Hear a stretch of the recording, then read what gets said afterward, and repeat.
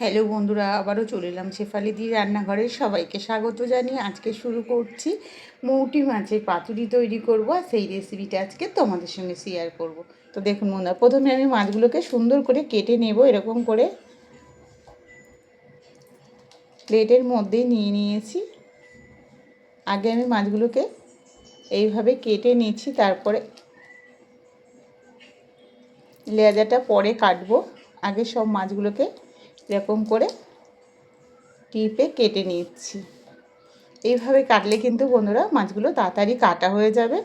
তো দেখুন বন্ধুরা, আমি মৌটি মাছগুলোকে সব পরিষ্কার করে ধুয়ে নিয়েছি। আর এই দেখুন, কানকোগুলো কেটে বাদ দিয়ে দিয়েছি, কেননা এর ভিতরে কিন্তু অনেকটা নোংরা ঢুকে থাকে, কাদা ঢুকে থাকে। তার জন্য এটাকে পরিষ্কার করে কানকোটাকেও কেটে পরিষ্কার করে ধুয়ে নিয়েছি। এবার এখানে নিয়ে নিয়েছি গোটা 6 মতন লাউ পাতা নিয়ে নিয়েছি। এই পাতাগুলো দিয়ে আজকে পাতুরি করব মাছে, তার জন্য পাতুরিতে তো পাতা অবশ্যই লাগবে। এবার মাছগুলোকে মশলা মাখিয়ে নেব বন্ধুরা। এই যে হাফ চামচের মতন একটু লবণ দিয়ে দিলাম, দিয়ে দিচ্ছি 1 চামচ জিরে গুঁড়ো, আর দিয়ে দিচ্ছি 1 চামচ সর্ষে বাটা, হাফ চামচের মতন হলুদ গুঁড়ো, দিয়ে দেবো 1 চামচের মতন এই যে লঙ্কা গুঁড়ো। একটু ঝাল ঝাল খেতে ভালো লাগে, তার জন্য আমি 1.5 চামচের মতন লঙ্কা গুঁড়ো দিয়ে দিলাম। এর মতন টক দই, 1.5 চামচের মতন টক দই দিয়ে দিয়েছি। তার সঙ্গে এবার দিয়ে দেবো তেল, সর্ষের তেল। সর্ষের তেলের পরিমাণটা বন্ধুরা একটু বেশি দেবে, যেন মাছটা সুন্দরভাবে মাখা হয়ে যায়। এই দেখুন, এবার মৌটি মাছগুলোকে ভালো করে মাখিয়ে নেব। মাখিয়ে নিয়েছি। এবার পাতাগুলোর ভেতরে আমি বসিয়ে দেব। এই যে লাউ পাতাটা নিয়ে নিয়েছি, এটা কিন্তু কুমড়ো পাতা।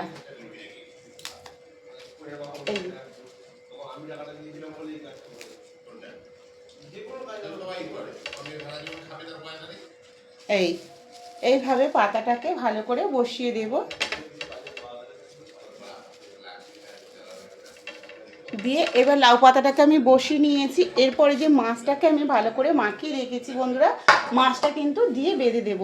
মাঝখানেও একটা পাতা আমি দিয়ে দেব, কেননা সাইড থেকে যদি পড়ে যায়, তার জন্য মাঝখানেও একটা পাতা দিয়ে দিচ্ছি। দিয়ে এবার এখানে যে মাছগুলো মাখিয়ে রেখেছি, মাছগুলো এর ভেতরে দিয়ে দেব।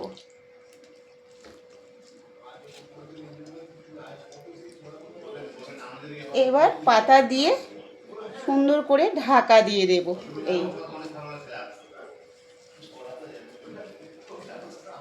এই দেখুন বন্ধুরা, এইভাবে এরকম মুড়ে একটা দড়ি দিয়ে ভালো করে বেঁধে নেব।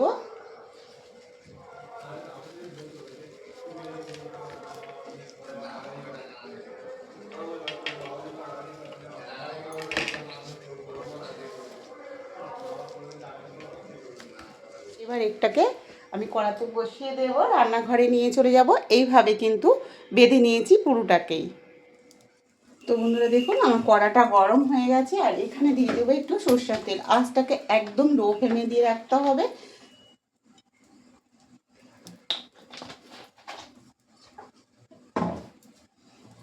কড়াটাকে একটু ভালো করে নেড়ে নেব,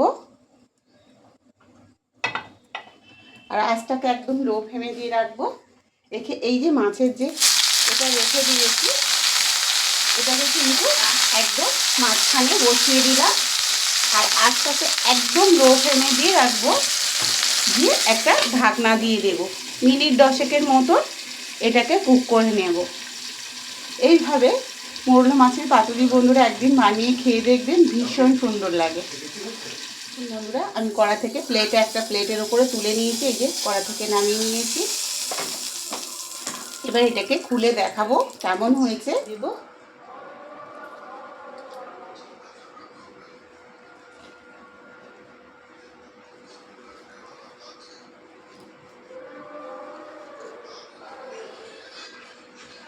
দেখুন, এই যে পাতুরিটাকে আমি একটা প্লেটে নামিয়ে নিচ্ছি, পাতাগুলোকে সরিয়ে দিলাম। এই দেখুন কত সুন্দর হয়েছে বন্ধুরা, দেখুন। এই যে একটা প্লেট নিয়ে নিয়েছি, প্লেটের মধ্যে পাতুরিটাকে আমি নামিয়ে নিচ্ছি, পাতাগুলোকে তুলে নেব।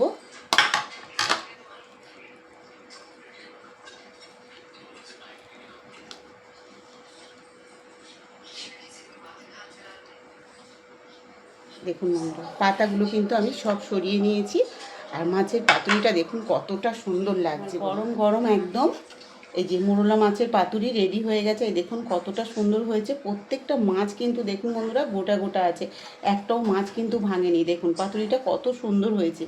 1 চামচ পাতুরি হলে কিন্তু, এই মোরলা মাছের পাতুরি 1 চামচ হলে কিন্তু পুরো ভাতটা খাওয়া হয়ে যাবে, এতটাই সুন্দর হয়েছে।